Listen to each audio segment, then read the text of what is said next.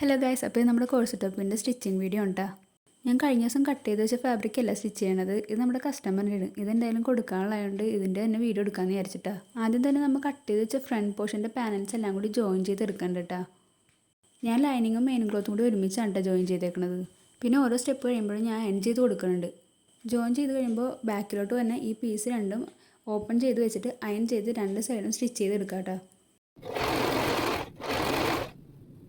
അത് കഴിഞ്ഞിട്ട് ഞാൻ ഫ്രണ്ട് നെക്കിനും ബാക്ക് നെക്കിനും വേണ്ട പേസ്റ്റിങ് അയൺ ചെയ്ത് വെച്ചിട്ട് കട്ട് ചെയ്തെടുത്തിട്ടുണ്ട്. അതിൻ്റെ ഒരു സൈഡ് നമുക്ക് ഇതുപോലെ ഫോൾഡ് ചെയ്ത് അടിച്ചു കൊടുക്കണം. അത് കഴിഞ്ഞ് പേസ്റ്റിങ് വെച്ച പീസ് നെക്കിൽ ജസ്റ്റ് പിൻ ചെയ്ത് വെച്ചിട്ട് ഞാൻ അറ്റാച്ച് ചെയ്ത് കൊടുക്കുന്നുണ്ട്. പിന്നെ നെക്കിൽ ഇതുപോലെ കട്ടിങ്സ് കൊടുത്തിട്ട് നമ്മളെപ്പോഴും ചെയ്യണ പോലെ തന്നെ അയൺ ചെയ്ത് ഫോൾഡ് ചെയ്തെടുക്കാം. ഫ്രണ്ട് നെക്കും ബാക്ക് നെക്കും അതുപോലെ തന്നെ ചെയ്തെടുത്തിട്ടുണ്ട്. ഇനി നമുക്ക് ഷോൾഡർ രണ്ടും ജോയിൻ ചെയ്യണം. ഷോൾഡർ ജോയിൻ ചെയ്യാൻ നേരത്ത് നമ്മൾ പേസ്റ്റിങ് വെച്ച ആ പീസ് ഓപ്പൺ ചെയ്ത് വെച്ചിട്ട് വേണം സ്റ്റിച്ച് ചെയ്യാൻ. അപ്പോൾ നമുക്ക് സ്റ്റിച്ച് ചെയ്ത് കഴിഞ്ഞിട്ട് അത് ഫോൾഡ് ചെയ്തെടുക്കാം.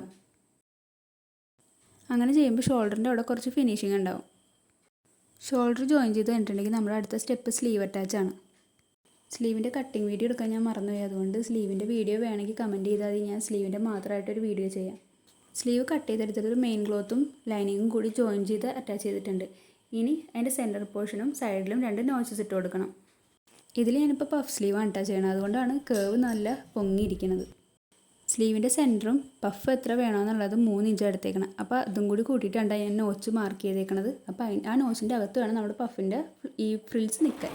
സ്ലീവിൻ്റെ താഴെ ഒരു 1/4 ഇഞ്ചിൽ ഞാൻ ഫോൾഡ് ചെയ്ത് അടിച്ചിട്ടുണ്ട് കേട്ടോ. എന്താണെന്ന് വെച്ചാൽ ഇതിൽ അലാസ്റ്റിക്കാണ് ഇടുന്നത് താഴെ. സ്ലീവ് ബോഡിയിൽ അറ്റാച്ച് ചെയ്തതിന് ശേഷമാണ് ഞാൻ ഇലാസ്റ്റിക് ഇട്ട് കൊടുക്കുന്നത്. ഇതിപ്പോൾ സ്ലീവ് ഇതുപോലെ സെൻറ്റർ വെച്ചിട്ട് നമുക്ക് രണ്ട് സൈഡിലോട്ടും ജോയിൻ ചെയ്ത് കൊടുക്കാം. കണ്ട, അപ്പോൾ നമ്മുടെ പഫ് സ്ലീവ് ഇതുപോലെ കിട്ടിയിട്ടുണ്ട്. ഇനി ഈ സ്ലീവിൻ്റെ താഴെയായിട്ട് എലാസ്റ്റിക്കും കൂടി ഇടുന്നുണ്ട്. 1/4 ഇഞ്ചിൻ്റെ എലാസ്റ്റിക്കാണ് ഞാൻ എടുത്തേക്കണത്. ഞാൻ ഈ ചെയ്യണതിൽ എന്തെങ്കിലും ഡൗട്ടും കാര്യങ്ങളും ഉണ്ടെങ്കിൽ നിങ്ങൾക്ക് കമൻറ്റ് ചെയ്ത് ചോദിക്കാം കേട്ടോ.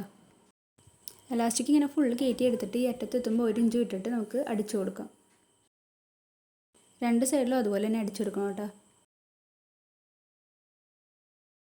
ഇനി നമുക്ക് ടോപ്പിൻ്റെ താഴ്ഭാഗത്തേക്ക് വെക്കാനുള്ള പേസ്റ്റിങ് കൂടി കട്ട് ചെയ്തെടുക്കണം. 1 ഇഞ്ച് വീതിക്കാണ് കേട്ടോ പേസ്റ്റിങ് എടുക്കുന്നത്. ടോപ്പിൻ്റെ ഫ്രണ്ട് പോർഷൻ അതുപോലെ തന്നെ താഴെ ആ സെയിം കർവ് മോഡൽ തന്നെ കട്ട് ചെയ്തെടുക്കണം കേട്ടോ. ഫ്രണ്ടിലത്തേക്ക് വേണ്ട പേസ്റ്റിങ് കട്ട് ചെയ്യുമ്പോൾ നമ്മൾ ആ ക്ലോത്ത് വെച്ച് വരച്ചതിൻ്റെ ഒരു 1/2 ഇഞ്ച് വിട്ടിട്ട് വേണം കട്ട് ചെയ്യാൻ. എന്താണെന്ന് വെച്ചാൽ തയ്യൽ തുമ്പ് അരയിഞ്ച് അകത്തോട്ട് പോകില്ലേ, അപ്പോൾ ആ അരയിഞ്ച് വിട്ടിട്ട് വേണം നമ്മൾ കട്ട് ചെയ്യണത്.